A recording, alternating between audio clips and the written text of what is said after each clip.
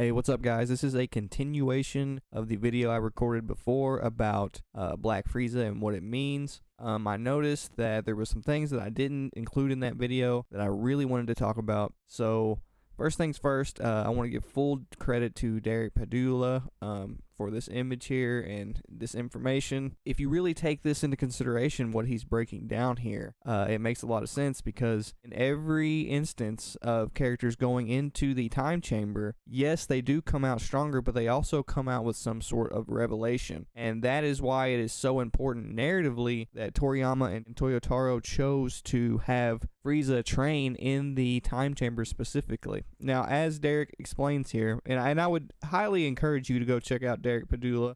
His books are great. The information that he offers in terms of his understanding of Dragon Ball is also amazing and very useful in terms of like really understanding the series. So I would definitely go check him out. But as he explains here, the Room of Spirit in Time is based on Budo-Taoist ideas of worlds within worlds. The room allows you to train the spirit in solitude and emptiness with nothing but your own mind as a foe. And that is essentially the idea behind the time chamber, is that when you go into the time chamber, at least that's what this is what it's supposed to be. They go in pairs in the Cell Saga, but normally what's supposed to happen, you're supposed to go in there and you're supposed to face yourself. And you'll notice that despite the fact that, you know, Goku and Gohan go in together and Vegeta and Trunks go in together, they end up facing themselves. They end up facing their own issues, and they end up coming to some kind of conclusion and not just getting stronger. So that explains why specifically they chose for Frieza to train in the Room of Spirit and Time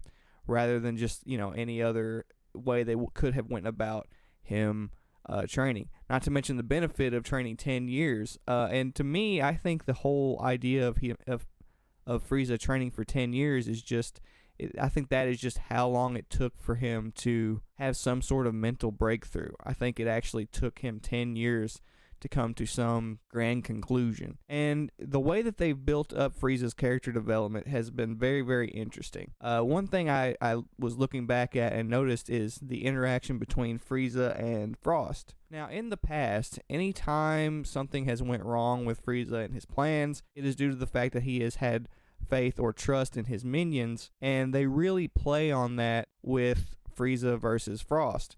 Now, the interaction between them is essentially Frieza manipulating Frost the entire Tournament of Power, and then by the end of it, he betrays Frost and basically teaches him the lesson to never trust anyone. Now, this sounds like something Frieza would already understand and already know, but despite that, he has had minions that he's manipulated in the past that he's had complete faith in terms of getting the job done to a fault.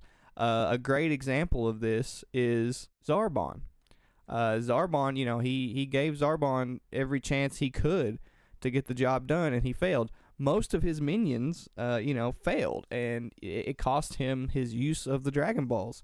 So, you know, this really speaks to Frieza becoming independent as a character. Now, I pointed out last video that what Frieza is experiencing in terms of his character development is very reminiscent of the Monkey King, and I would highly suggest that you go watch the previous video following this one in order to understand my point a little bit more in depth. There is a trope within Journey to the West that Dragon Ball plays on very heavily. Due to the fact that it represents duality, they've used this trope in countless forms of media, but it is the Monkey King versus the six-eared macaque, which is essentially the Monkey King facing a part of himself and conquering it and controlling it and using it to his advantage. So essentially the idea is that through meditation, after Sun Wukong destroyed, you know, his evil nature, he can combine who he is with who he should be. And what that means is he can combine who he was, which is a murderous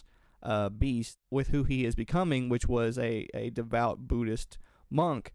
He can, through meditation, combine those two things and find balance and come to terms with it. The whole idea behind the Monkey King's character is combining who he used to be with who he was becoming within the story. And they play on that with Frieza. Frieza not only has that going on with Frost, but also with Elec and Gas. I did a video about this with Geekdom 101, but I'll talk about it a little bit here. Essentially, if you look at Elec and Gas's character traits, they are actually a representation of Frieza's past character traits and his detriments. That's why it was so important that Gas and Elec be wiped out by Frieza, because it's essentially Frieza rectifying the past and symbolically destroying character traits that he no longer needs. So the stuff that you see Gas and Elec doing in terms of like their evil motivations, like Gas's need for revenge and Elec's need to manipulate others without relying on himself, very similar to Frost. Those are character traits that Frieza is symbolically destroying in that moment. And you'll also notice that Maki and Oil also have similar character traits to Frieza, especially Maki. The way that she actually manipulates people even better than Elec, in a sense, throughout the Granola arc. She actually does most of the groundwork in terms of manipulating Goku and Vegeta and actually getting them to Planet Cereal to fight Granola.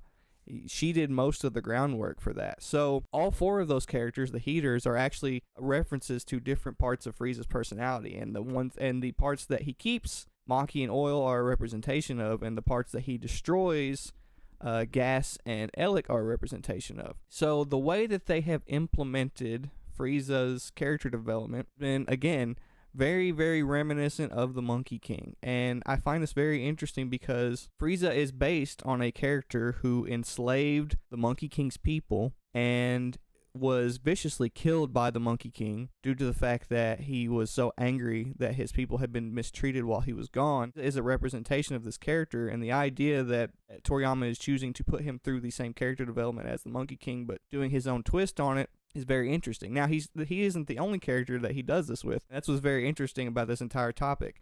Anytime you see a character facing what seems like a copy of themselves or a clone of themselves, even Super 17, let's just use him as an example. Like, there's tons of examples of Toriyama implementing this aspect of storytelling into Dragon Ball. Goku has fought versions of himself like crazy. I mean, you got Turtles, you got Goku Black. So Toriyama, the reason he uses this is because this is symbolic of something that happens within the broader scope of Dragon Ball as a whole, which is the idea in martial arts of taming your ego and controlling it and destroying who you used to be and using it to recreate yourself and be who you strive to be in the future. So I plan at some point to do videos breaking down exactly how Dragon Ball is essentially just taking teachings from Budo and martial arts and basically expressing them through the story itself. Goku is a representation of successful martial artists. And the reason for this is because Bruce Lee, essentially what his idea was behind martial arts is exactly what the idea was behind Sun Wukong's character development. Bruce Lee's philosophy of controlling your ego, not letting your second self control you and your actions, is exactly the lesson that's taught in Journey to the West. And that's the reason that Goku is such a fascinating character, because he plays on two very, very important historical things that happened within Asian culture. So Toriyama loves to implement this idea throughout the entire series. And if you know what to look for, you can find that sprinkled throughout the entire series. That's the reason Goku faces so many characters who are similar to him. That's the reason Vegeta is his own worst enemy. The whole entire idea is that Goku is constantly having to tame his inner nature, and that idea doesn't just apply to Goku. And the reason for that is that Buddha taught that everyone has a monkey mind that they have to tame. And so not only does martial arts play on that, but due to the fact that martial arts does play on that, Dragon Ball plays on that. I know a lot of people are skeptical to believe that Toriyama would implement this type of symbolism into Dragon Ball, but Toriyama himself went to China and India to study Journey to the West, and what made it so successful. And what made it so successful is that it seems like a story about simple things on the surface, but in reality it's chock full of symbolism and stuff that makes the story more rich and enjoyable in a different way than just, what's going on a surface level. So he went out of his way to study exactly what made that story successful, which is why I'm not skeptical in the least bit that he has mastered the art of using symbolism within Dragon Ball, because he's already done it in his previous works prior to Dragon Ball. So we have a lot to look forward to in terms of Frieza's character development and in terms of what he's going to do in the future, because it really does seem like he has mastered a lesson that is so reminiscent of what's made Goku successful without the series that I think that he is truly going to be a force to be reckoned with within the future of Dragon Ball Super. So I hope you enjoyed this video. Don't forget to like, comment, subscribe, and I will see you guys in the next one. Thank you so much. Talk to you later.